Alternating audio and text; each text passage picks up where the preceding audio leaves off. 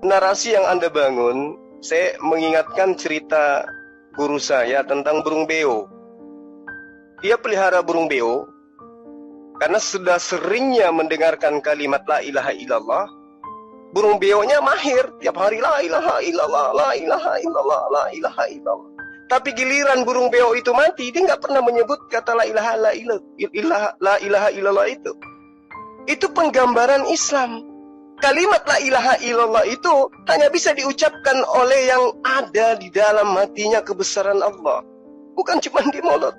Ya, itu burung beo beda itu ya. Jadi itu analogi yang mungkin bisa dijadikan sebagai dasar. Tidak memudahkan, asalkan mau mati, habis bunuh, sebut lagi. Oh, enggak kayak begitu. Itu burung beo itu namanya. Nah, kemudian ketika Anda mengatakan Yesus adalah Tuhan. Wah, ini bagus ini.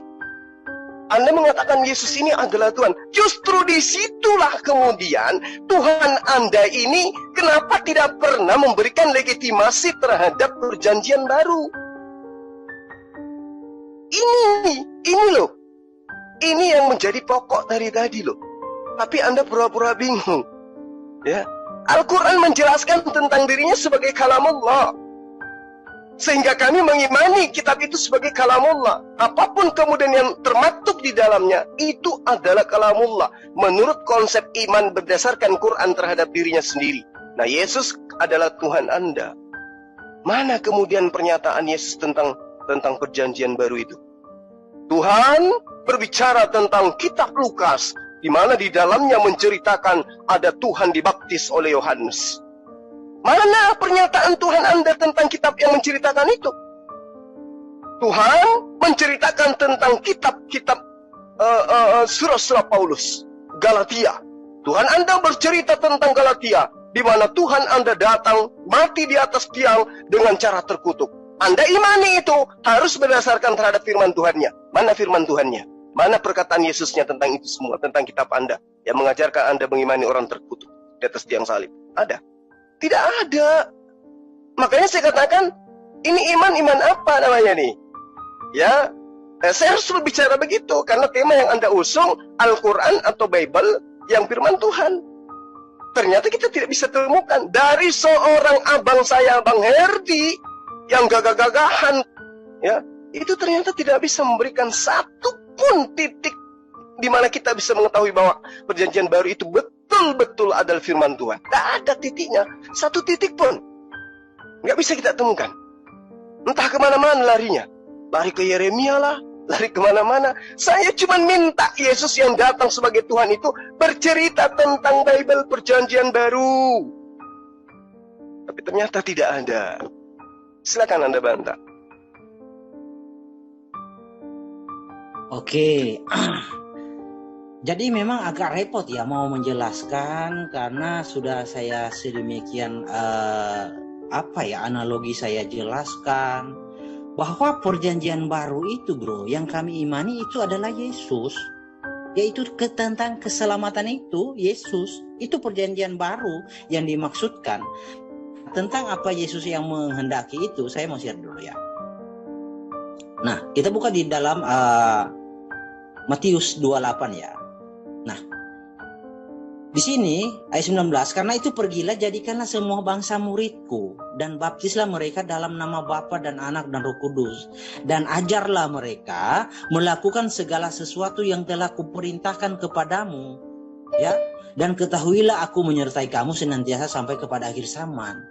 Jadi murid-murid, ya, apa yang Yesus ajarkan kepada murid-murid, mereka tuliskan, mereka aplikasikan di dalam kitab-kitab Matius, Markus, Lukas, Yohanes sampai Wahyu. Itu bro yang kami imani sebagai firman Tuhan. Karena ini perintah jelas kuperintahkan kepadamu, ya kan? Ajarlah mereka melakukan segala sesuatu yang telah kuperintahkan. Itu firmannya. Dan itu sama halnya dengan Anda menarasikan, tapi levelnya mungkin agak lain ya. Karena memang di dalam iman kami Tuhan itu menyatakan diri. Jadi Anda kan kalau di dalam Quran itu kan narasinya hanya sebatas katanya ini firman Allah, tetapi di dalamnya ada narasi, ada perkataan Firaun dikutip oleh Allah, ada perkataan iblis dikutip oleh Allah, ada perkataan Isa dikutip Allah, bahkan perkataan Musa diterjemahkan oleh Allah ke dalam bahasa Arab. Ini kan itu yang mungkin Anda bisa jelaskan, bro. Sebenarnya saya nggak ingin masuk ke situ, karena saya lebih kepada substansinya. Quran itu bisa dinilai sebagai firman Tuhan untuk manusia itu apa? Kalau hanya Anda mengatakan ini Quran ini sebagai tuntunan, jauh sebelum ada Quran, ada manusia selamat tanpa Quran, tanpa kitab. Kalau hanya sebatas ritual, Habel dan Kain juga melakukan ritual tanpa petunjuk ke kitab, kayak gitu, bro. Jadi gimana ya, ini diskusi ini kayaknya bro mentok dengan narasi Quran. Jadi inspirasi yang Anda bangun ini dari Quran, lalu Anda ingin mencoba terapkan kepada lawan diskusi Anda. Saya rasa tidak umum pandangan ini, bro. Harusnya kalau kamu ingin diskusi ini berkembang, punya nilai di dalam keimanan, tentu luaskan sedikit ya pemahamannya, pakai tolak ukur umum lah kita dalam membahasakan segala legitimasi atau apalah ya kan, karena hal yang tidak mungkin kalau kita minta cap atau setempel dari Tuhan, ini Alkitab ini ada cap dari Tuhan, tidak mungkin itu, bro. Sama juga hal demikian saya terapkan ke dalam Quran, Anda juga nggak akan bisa menjawab itu. Maksudnya hal-hal yang tidak kita sanggupi, yang kita tidak bisa selami, jangan diangkat lah, bro. Seperti itu ya. Silakan. Oke, Bang Zuma dan Bang Herdi, ini kan tektokannya sudah tadi kan dimulai dari Bang Zuma. Nah, berarti Bang Herdi ini sudah di cycle-nya sudah sampai di Bang Herdi juga. Nah, ini mau dilanjutkan tanya jawab ataukah mau dilanjutkan dialog begitu? Saya serahkan kepada kedua narasumber untuk memutuskan begitu. Betul atau? Bukan, ini hanya tanya jawab dari audiens. Oh ya, boleh. Tanya jawab, begini. saya harap bisa teratur, jangan tumpang tindih. Iya. Boleh. Okay. Moderator, boleh saya dulu moderator yang awal tadi request? Sebelumnya nanti ini saya berikan penjelasan dulu ya terkait tanya jawab ini. Tanya jawab ini tidak akan mengurangi waktu dari kedua narasumber, karena ketika nanti mengurangi waktu kedua narasumber takutnya jadi tidak adil begitu. Jadinya dan yang kedua, dari pertanyaan tidak boleh keluar dari topik. Jika keluar dari topik, maka dari narasumber berhak untuk tidak menjawab. Begitu yang ingin saya sampaikan. Bisa dipahami? Bisa, moderator ya, sangat bisa soalnya. Oke, kalau begitu saya serahkan pertama untuk pertanyaan. Ini tadi kepada siapa dulu ya yang resen ya? Saya duluan tadi. Oke. Silakan Moreh.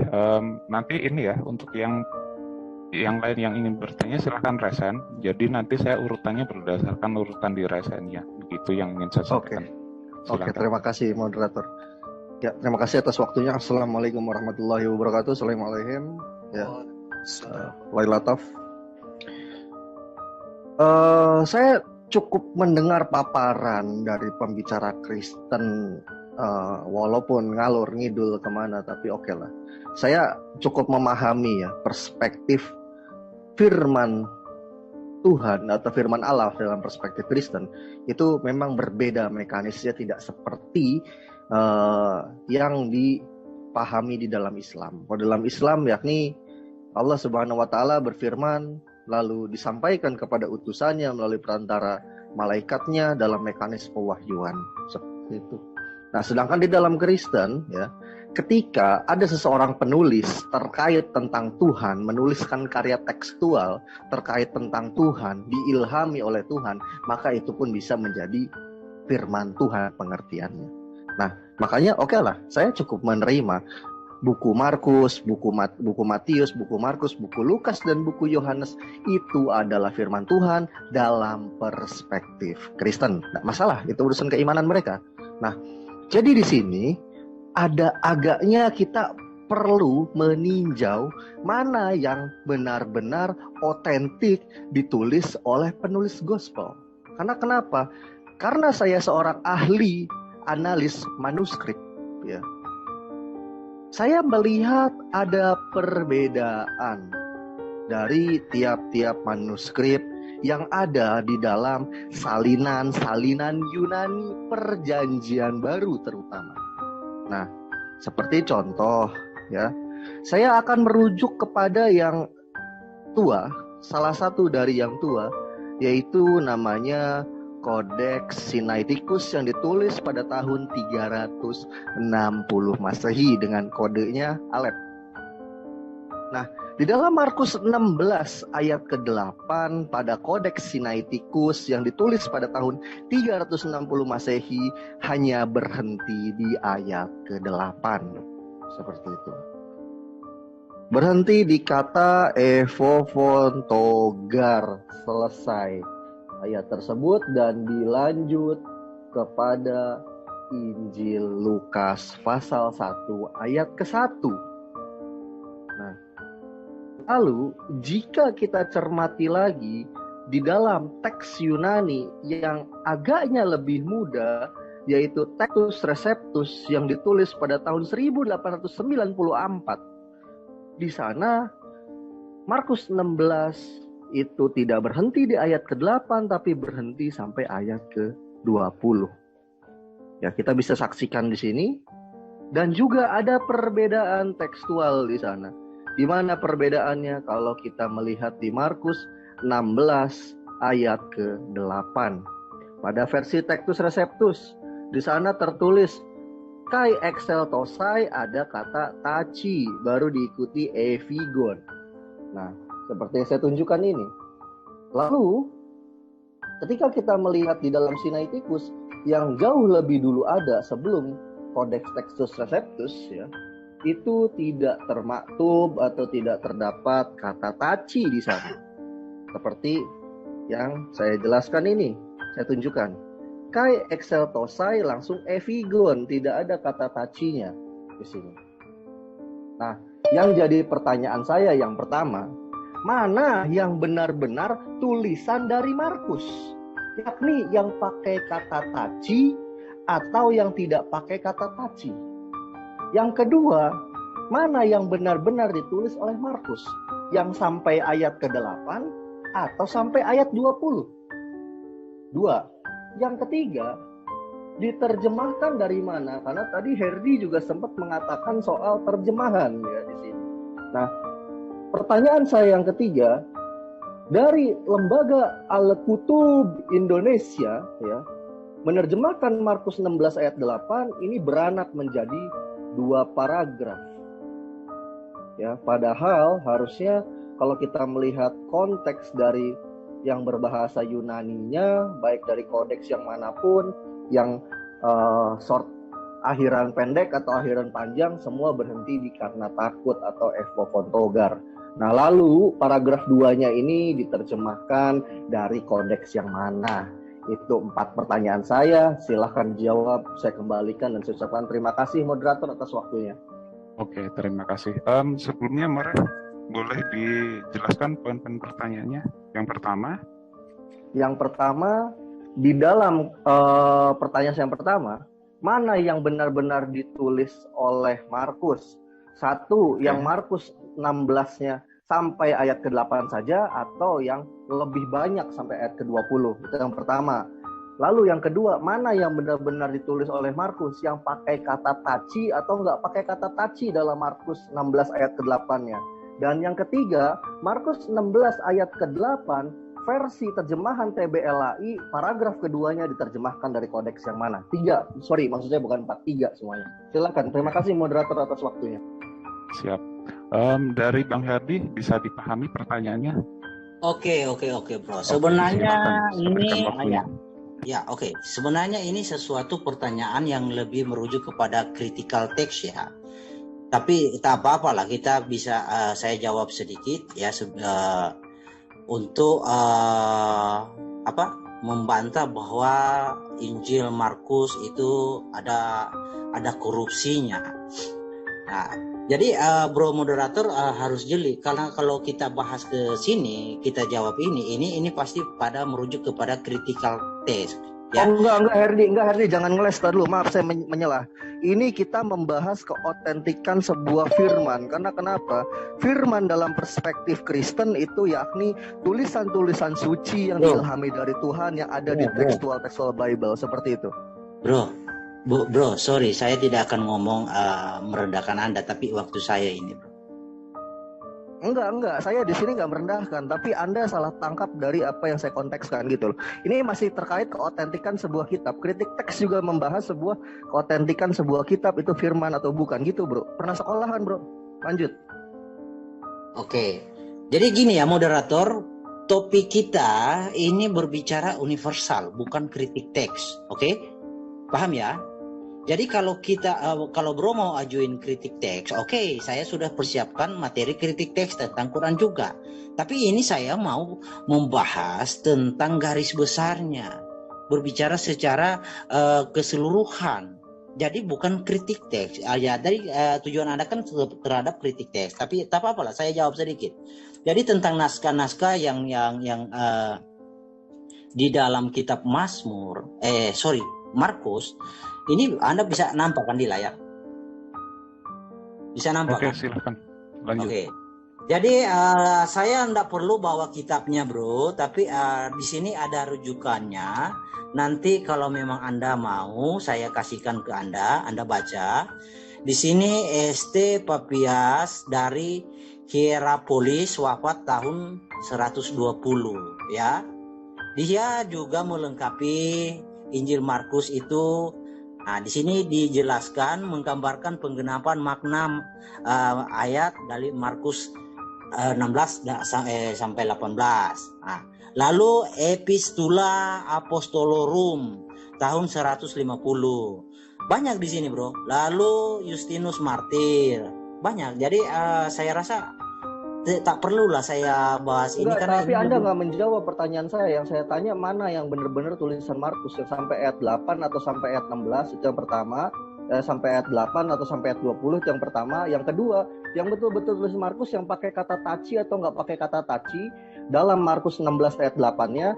Lalu yang ketiga, dari mana diterjemahkan versi Markus 16 ayat 8 paragraf 2 dalam versi terjemahan LAI. Itu bro yang saya tanya, saya nggak tanya literasi.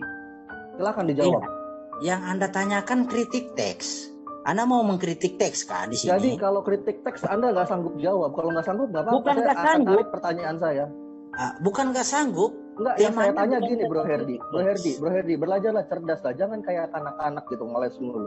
Jadi gini, saya nanya, mana yang betul-betul tulisan Markus? Tinggal kamu jawab, oh ya sampai ayat 20 itu benar-benar tulisan Markus, selesai. Gitu loh. Simple, itu yang saya tanyakan gitu. Iya. Jadi jangan ngeles, nggak kepake ngeles kalau sama saya. Lalu yang kedua yang saya tanya, mana yang benar-benar tulisan Markus? Yang pakai kata taci atau nggak pakai kata taci dalam ayat ke-8 ya dari Markus 16. Itu pertanyaan saya yang kedua. Pertanyaan saya yang ketiga, dari mana diterjemahkan Markus 16 ayat ke-8 paragraf kedua dalam versi terjemahan LAI? Ini menyangkut keotentikan sebuah kitab suci. Kalau kamu bicara universal berarti kritik teks termasuk di dalamnya karena makna general konteksnya. Silakan dijawab. Saya nggak mendapat jawaban dari pertanyaan kamu. Kalau kamu nggak sanggup menjawab, bilang, Reski, ampun saya tidak sanggup menjawab karena 1 tahun lebih pun saya belum mampu jawab itu. Selesai, saya nggak akan tanya lagi. Saya tarik pertanyaan saya. Simple. Saya orang yang baik hati kok, seperti Tuhan Anda. Silakan. Oke, jadi gini aja bro ya. Saya jadwalkan besok kalau Anda mau memang kritik teks. Oke? Karena malam ini tema kita. Ini dulu dijawab, nggak usah ngeles, ini dulu dijawab, baru saya akan ladeni Anda debat gitu loh. Silakan moderator di sini harus adil. Konteks universal, tadi Herdi bilang konteks universal, berarti kritik teks termasuk di dalamnya. Silakan. Saya ingin menengahi dulu, karena ini terkait topik malam ini, manakah yang benar-benar firman Tuhan, Bible-kah atau Quran-kah gitu. Nah, ketika ada pertanyaan, manakah yang tulisan paling original dari kedua teks? Nah, tentu perlu dijawab juga oleh narasumber, gitu. Karena ini juga berkaitan dengan autentisitas dari kitab suci, begitu. Saya kembalikan lagi kepada Bang Herdi. Oke, jadi gini ya bro. Saya bukannya tidak mau membahas tentang kritik teks, ya, bukannya saya tidak mau, tetapi memang saya ini lebih kepada universalnya pemahaman Alkitab maupun Quran, ya, yang narasinya atau perkataan-perkataannya yang sudah kita pahami di dalam bahasa Indonesia itu mana yang lebih merujuk kepada firman Tuhan. Itu yang saya debatkan malam ini. Soal tentang kritik teks, saya bukannya tidak mau atau tidak mampu ya, tetapi karena ini bukan arenanya. Kalau kritik teks itu lain ceritanya, bro. Kita terfokus pada satu itu yang dikritik itu. Boleh saya tanggapi moderator? Kayaknya saudara pembicara ini nggak pernah ngerti bahasa Indonesia yang baik dan benar. Tadi dia mengatakan di sini kan penjabaran pada malam kali ini itu lebih ke arah universal. Berarti kalau universal adalah makna general keseluruhan dan kritik teks termasuk di dalamnya. Gitu. Jadi kita tidak salah membicarakan ini. Bahkan dalam pembuktian ya, ini Deki Ngadas nih ya, seorang dokter ya, dokter Deki Ngadas dalam bukunya studi-studi kitab Injil membicarakan juga kritik teks dalam pembuktian keotentikan dari sebuah keterangan di dalam Bible. Nah, jadi kalau Anda mengatakan demikian, Anda udah dibantah sama dokter di kalangan Kristen sendiri yang namanya Deki Ngadas atau Verbum Veritatis. Saya boleh tunjukkan bukunya? Silakan Herdi dijawab. Kalau nggak mampu nggak apa-apa. Saya udah tahu kok kamu punya PR sama saya, utang PR sampai setahun lebih. Sudah setahun setengah nggak bisa jawab itu. Makanya saya tanyakan di sini. Kalau kamu masih nggak mampu, bilang aja Reski saya belum mampu jawab. Nanti saya akan cari jawabannya. Saya cukup terima jawaban itu. Gimana? Oke, moderator gimana bro menyikapinya? Ini dari Bang Herdi, boleh dijawab atau tidak? Nah, kalau misalkan tidak dijawab, mungkin nanti kita bahas di sesi lain waktu saja. Oke, nanti diatur sesi berikut bro, besok atau kapan terserah. Oke, berarti dari Bang Herdi belum ada jawaban ya untuk ini ya, untuk saat ini ya.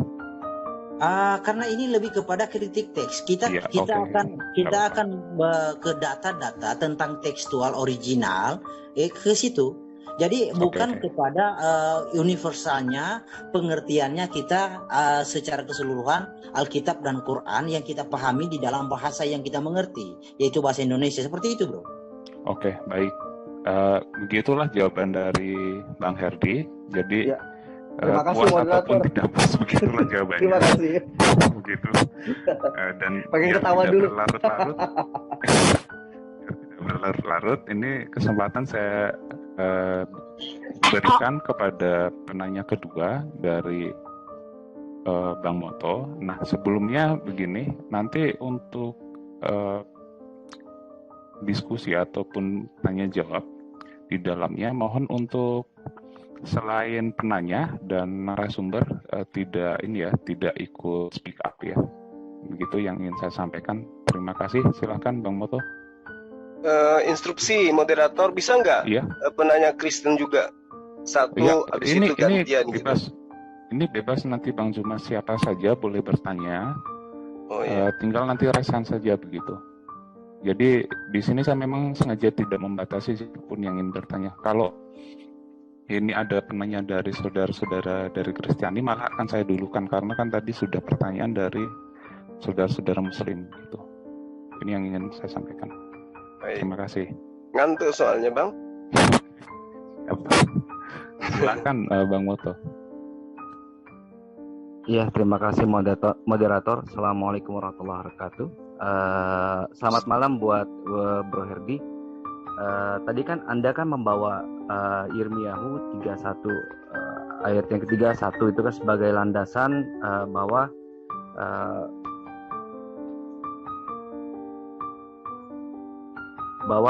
ini apa namanya salah satu dikatakan legitimasinya perjanjian baru, ya. Di dalam Yeremia 31 nomor yang ke-31 ini kan berbicara mengenai Brit Hadasah. Yang saya mau tanyakan, langsung aja nggak apa-apa dijawab, di mana dalam ayat Yeremia 31 bahwa nanti Brit Hadasah itu berupa sefer atau ketaf. Gitu. Silakan Bro Herdi. Oke. Jadi di dalam Yeremia itu, Bro, perjanjian barunya itu tentang Mesias, Bro, tentang keselamatan, tentang Taurat yang Mesias akan tampil, dia akan meteraikan hukum-hukum, jadi dia akan meletakkan Taurat ke dalam hati setiap manusia yang percaya. Itu, Bro, jadi bukan tentang kitab. Jadi kitab itu inisiatif ya dari murid-murid ketika Yesus yang sudah saya bacakan terakhir tadi di dalam Matius, saya buka lagi ya, Bro. Jadi berbeda ya. Jadi kawan-kawan di sini pertanyaannya didasari dari Quran. Jadi agak nggak nyambung kalau kita mau diskusi kayak gitu, Bro. Nah, di sini ya. Karena itu pergilah, jadikanlah semua bangsa muridku dan baptislah mereka dalam nama Bapa, Anak, dan Roh Kudus. Dan ajarlah mereka melakukan segala sesuatu yang telah kuperintahkan kepadamu, dan ketahuilah, aku menyertai kamu. Jadi apa yang diperintahkan oleh Yesus kepada murid-muridnya yaitu percaya, mengimani Yesus sebagai juru selamat. Nah, segala dengan tuntunan-tuntunannya, apa yang diajarkan itu yang murid-murid tuliskan, itu yang kami kenal sebagai Brit Hadasah. Itu perjanjian barunya, Bro. Jadi itu perjanjian barunya itu tentang penggenapan. Berarti bukan bicara masalah sefer atau itu ya, ketaf ya. Berarti iya, bahwa itu Injilnya itu Kristus sendiri ya, Bro Herdi ya? Yesus Injil tersebut, Bro. Oke, kalau memang kalau itu apa namanya Injilnya itu Yesus sendiri,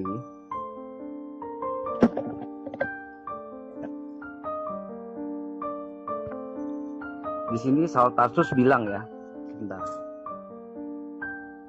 Aku heran bahwa kamu begitu lekas berbalik daripada dia ini Kristus yang oleh kamu dia yang oleh kasih karunia Kristus telah memanggil kamu dan mengikuti suatu Injil lain. Perhatikan kata yang digunakan di sini evangelion. Yang kita tahu evangelion itu bentuk non akusatif singular. Kalau bentuk jamaknya itu pasti evangelia.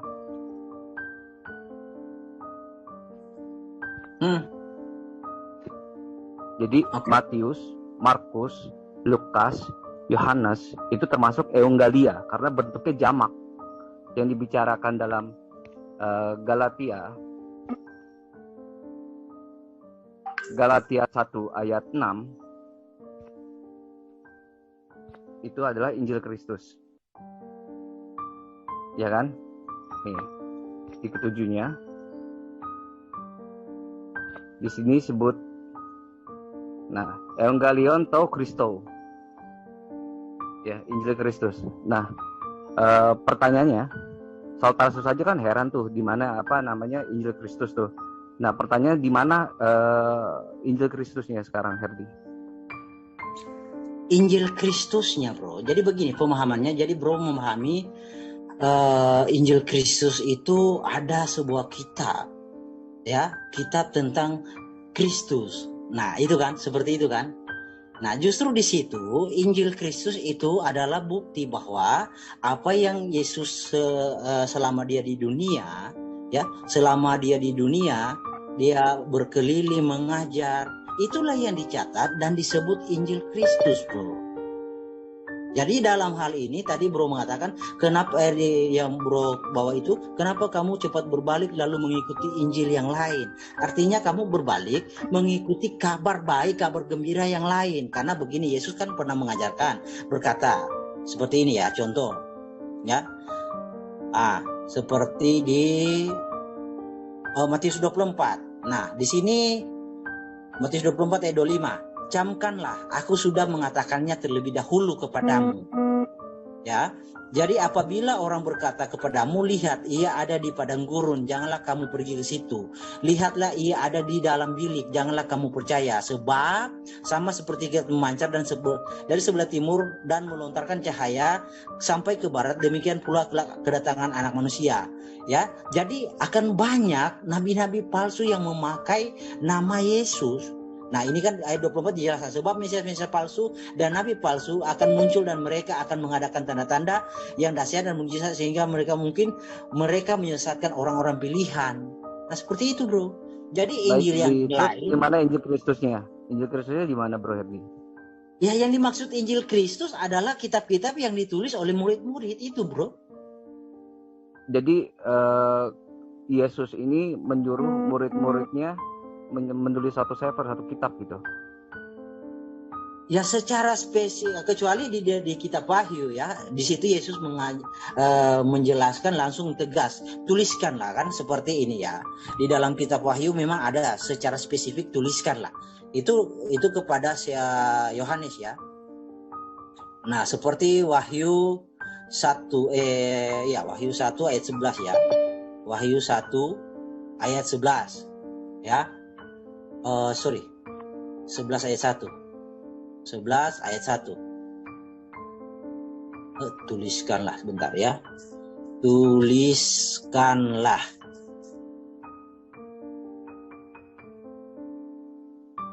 Nah. Mana dia? Ini Wahyu 1 ayat 11 ya, betul tadi. Nah, ini di sini memang secara spesifik dikatakan tuliskanlah.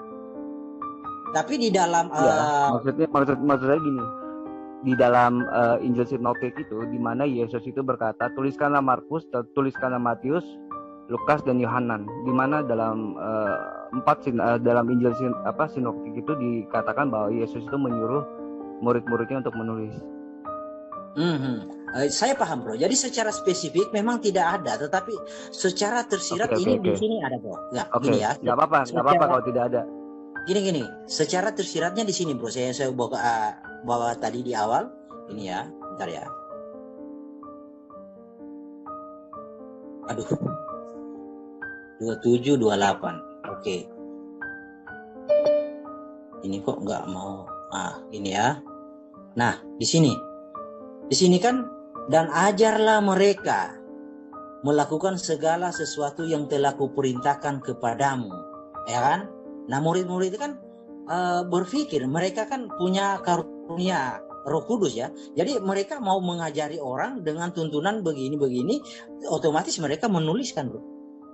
Jadi memang secara spesifik tidak ada dikatakan Markus tulis ini, ya kan, tidak. Tetapi memang di sini tersirat bahwa Yesus berpesan kepada mereka, ajarlah mereka melakukan segala sesuatu. Nah, apa yang Yesus ajarkan mereka tuangkan di dalam buku yang kami imani sebagai kitab Injil. Seperti itu, bro. Jadi gini, sebentar. Saya screen. Dan ajaran mereka melakukan segala sesuatu yang telah kuperintahkan padamu. Di sini mana kata Evangelion? Di sini adanya, kalau mengajar itu ya, di sini sebut didas kontes. Mana di dalam di sininya kata Evangelia atau Evangelion? Di sini di mana? Ya, kabar baiknya kan Yesus, bro. Di situ kan coba bro baca. Ajarlah mereka melakukan segala sesuatu yang telah kuperintahkan kepadamu, dan ketahuilah aku menyertai kamu senantiasa sampai kepada akhir zaman. Nah, apa yang Yesus ajarkan? Yang Yesus ajarkan kan untuk percaya dan yakin bahwa Yesus itu Sang Mesias. Ketika Yesus bertanya kepada Petrus, Petrus, menurut kamu siapa aku? Jadi ya kan? Injil Kristusnya balik lagi. Ada atau tidak, atau di mana gitu? Bukan. Di mana jadi, dalam sinoptik itu Yesus itu nyuruh Matius untuk nulis, Markus untuk nulis, Lukas untuk nulis, Yohanes untuk nulis. Gimana? Tentang apa ini bro yang bro tanya ini? Iya kan, Injil Kristusnya di mana? Kalau kamu bilang ya Yesus itu menyuruh menulis, ya di mana dalam Injil Injil sinoptiknya itu Yesus tuh berbicara seperti itu, bahwa tuliskanlah kepada Matius, kepada Markus, Lukas atau Yohanes. Oke, jadi kayaknya saya mengulang lagi ya bro. Jadi Injil yang kami pahami, Injil itu adalah Yesus Kristus. Nah, Yesus Kristus selama dia di bumi, tindak tanduknya itu tertuang, dituliskan oleh murid-murid dalam sebuah kitab. Ya, kami sebut berarti Yesus Injil. tidak pernah membawa kitab ya, Bro Herdi?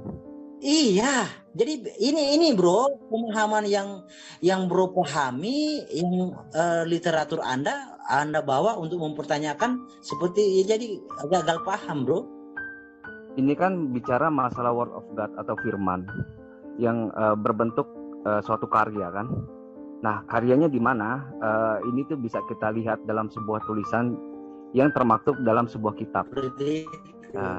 Pertanyaannya, di mana dalam kitab tadi kan bahwa Yirmiyahu 31 pasuk 31 di situ memang kata Brit Hadasa itu tidak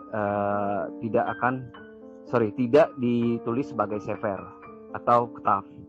Dan dalam kamu juga menjelaskan bahwa ya Injilnya itu Kristus sendiri. Nah, kalau Injilnya Kristus sendiri, berarti selama ini Kristus itu datang dalam masa pelayanannya itu kurang lebih 3 tahun itu tidak pernah membawa satu sefer atau satu kitab apapun.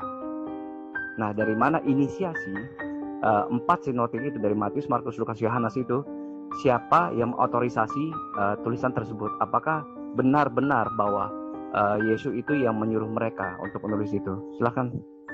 Kan tadi sudah dibuka bro, aku buka lagi ya, bentar ya. Jadi memang agak repot bro kalau kita diskusi ini. Jadi gini ya, sini kan perintah Yesus, ini tugas yang diembankan oleh Yesus kepada murid-murid, ya. Karena itu pergilah, jadikanlah semua bangsa muridku, ya, dan baptislah mereka dalam nama Bapa, Anak, dan Roh Kudus. Ini suatu tugas, misi, dan ajarlah mereka melakukan segala sesuatu yang telah kuperintahkan kepadamu, dan ketahuilah aku menyertai kamu.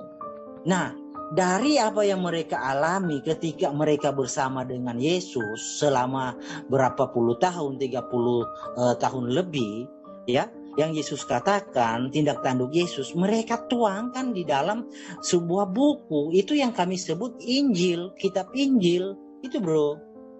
Berarti itu bukan kitabnya dari Yesus ya? Maksudnya gini, benar-benar yang menggagas atau yang membuat sendiri. Bukan di seperti bawah narasi otorisasi Yesus gitu.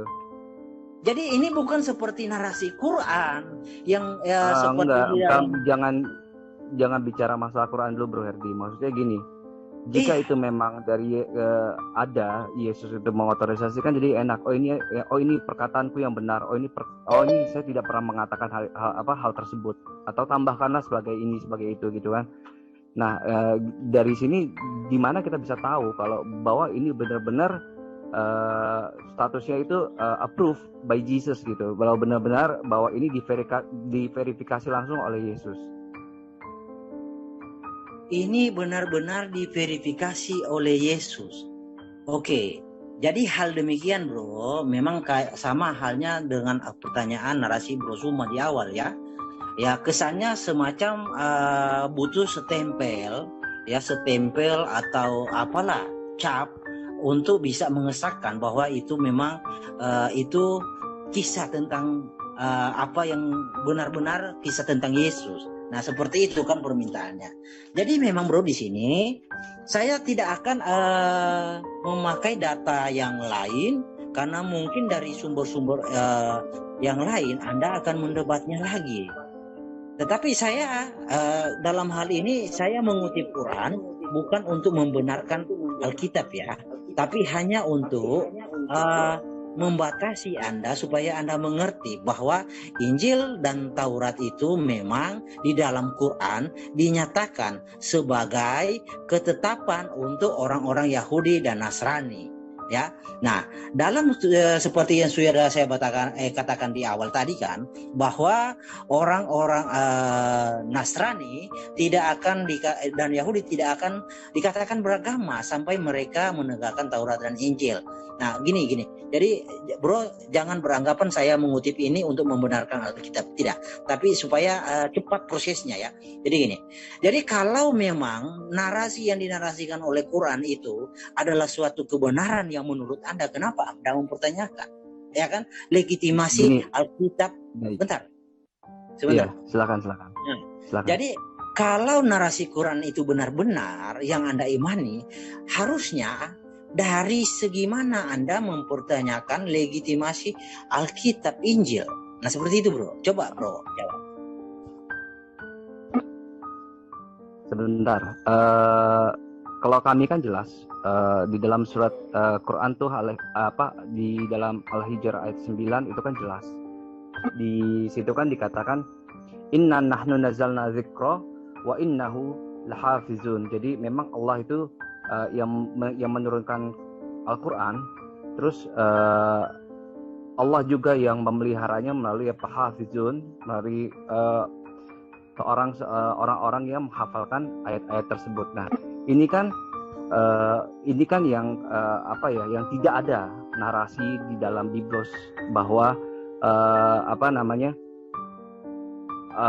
Hashem sendiri yang menurunkan Sefer Brit Hadasah gitu kan, atau kitab perjanjian baru gitu.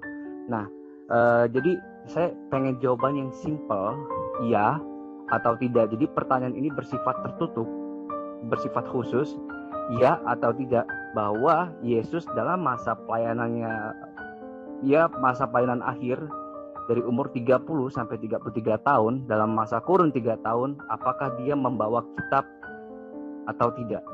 Silakan, Bro Herdi. Enggak ada, bro, enggak ada. Itu narasi Quran. Kalau bawa kitab itu narasi Quran.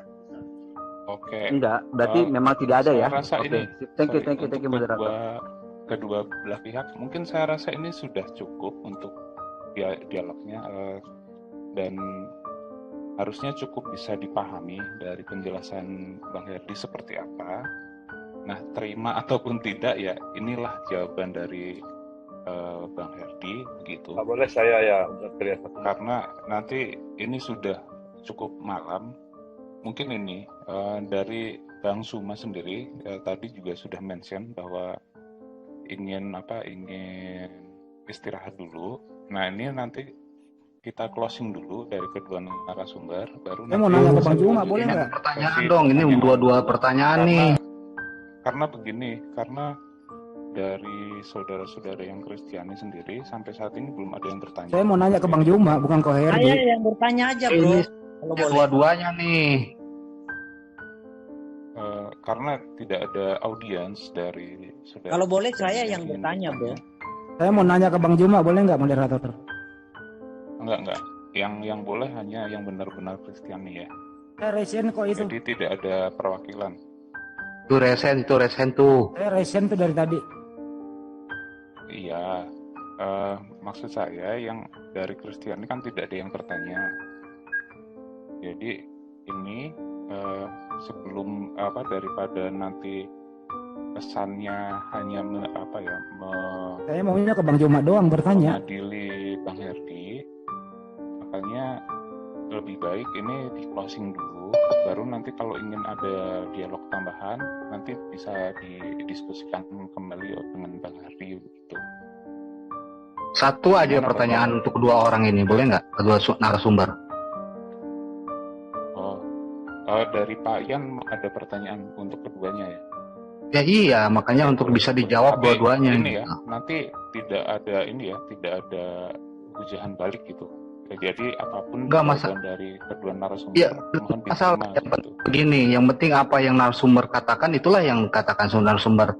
Nanti orang netizen akan melihat mana yang pintar, mana yang betul-betul. Ya sama, saya juga gitu. Oke, silakan Pak Ian. Oke, terima kasih. Assalamualaikum warahmatullahi wabarakatuh. Ini pertanyaan ke Bang Juma, juga ke Bro Herdi. Pertanyaan saya, coba sebutkan 2 kriteria tentang kitab suci, Al-Quran maupun Bible.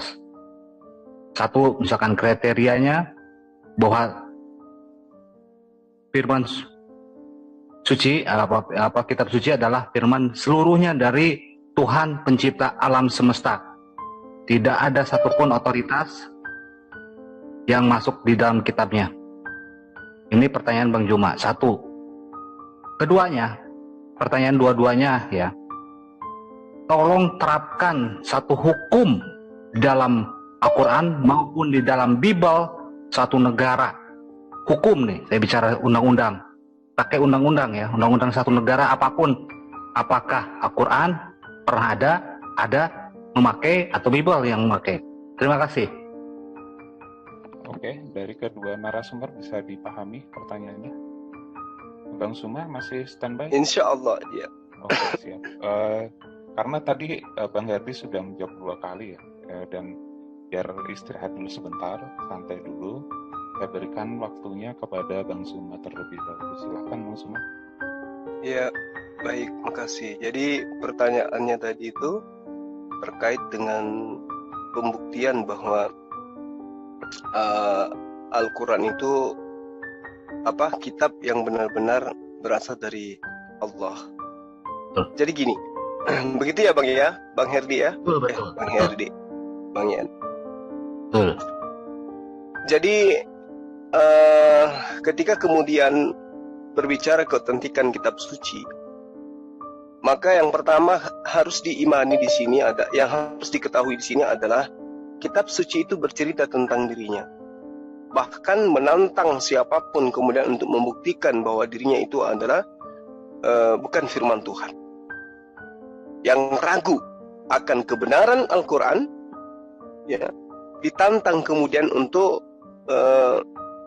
menjawab dan membuktikan bahwa apa yang mereka ragukan itu bisa terbukti bahwa Al-Quran itu bukan berasal dari Allah.